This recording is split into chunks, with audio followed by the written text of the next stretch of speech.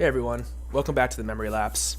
I got a quick update video today talking about something I learned on the forums, the closed beta forums, which I do believe are open to the public, so I will link to this thread below. But there's kind of an interesting choice that WotC has made with this program in the way that it shuffles and serves you your starting hand. So I kind of was aware of this from some things that the developers wrote in their weekly progress blogs, and they have asked for feedback on this. But this thread kind of really really mapped out the issue for me in a way I didn't really fully understand it before. So what happens is the game shuffles. I don't know if it's like a truly random shuffle or a semi-fixed shuffle, but it draws you. It must be a semi-fixed algorithmic shuffle in such a way for this to work. So it draws two 7-card hands and presents to you the one that is best.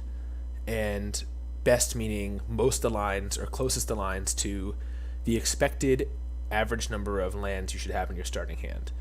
So by way of example, a deck with 22 lands in it, on average, obviously we know that means that this could vary wildly in a game with randomness and shuffling, but on average you should be presented with a 7-card hand with 2 lands in it.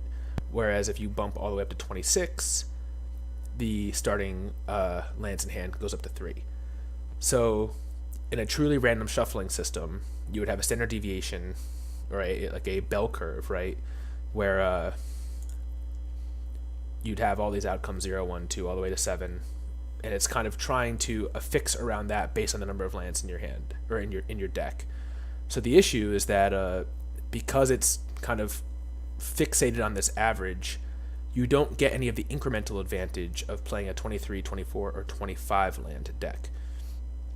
So the optimal number of lands to play are 22, wherein the game is going to present you with a 2-land hand over 50% of the time, or 26, where the game is going to present you with a 23-land hand over 50% of the time.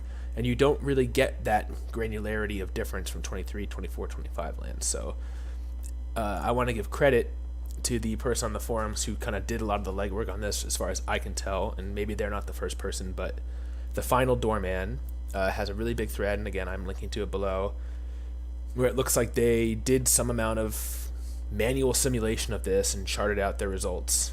And you can see really clearly that the advantage from 22 to 23 and 23 to 24, 24 to 25, it's really not that good. It's like you're not getting any benefit from playing those extra lands above 22, but it does jump up at 26.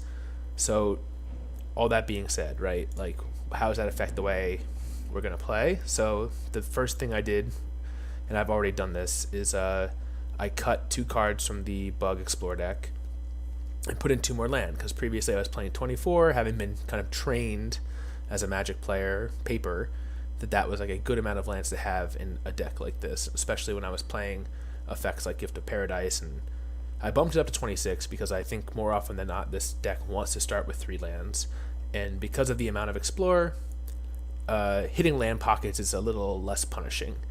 And we want to make our land drops every turn anyways. The Scarab God is very mana hungry. We have interactive stuff, so sometimes you're going to want to be able to play a creature and then hold mana back in addition for instance and response. We're going to want to Eternalized Champion of Wit, so the extra lands do go to use in this deck.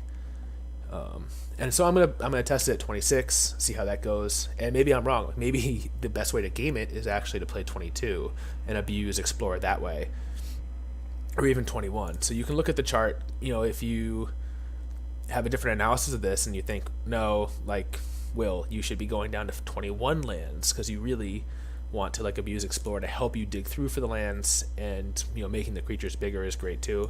I'll try that as well, because I'm really interested to see, now that I'm more aware of the math behind this system, what it means for playing the game.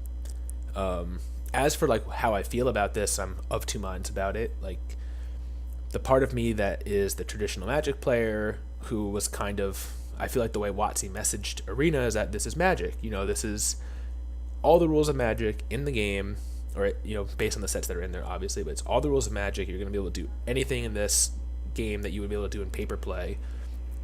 And I think that this shuffling system detracts from that message, and but maybe it makes for a better play experience, which is why I'm of the other mind as well.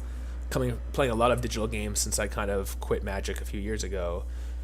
Games like Hearthstone obviously don't have this problem of getting mana flooded or mana screwed, and other games that have been created purely digital but do use a card-based resource system like Hex and Eternal, each have decided to move away from that truly random starting hand experience and find ways to mitigate a bad gameplay experience by fixing the number of lands you draw, or doing a similar thing where it simulates like a certain number of hands and then serves you the best one, so that way like at the very least your starting point is good and you're not mulliganing into oblivion. So I think at the end of the day, I don't mind it, since I know that I'm probably not going to be transitioning back into paper play from this.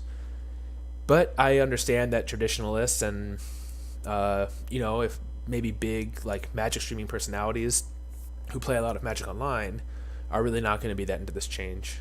But my assumption is that a lot of people who are coming to this are going to be casual Magic players who may not ever even notice the difference or question it, and people who are coming from other digital card games where they kind of expect that there's going to be something going on behind the scenes to keep you from having really, really bad gameplay experiences.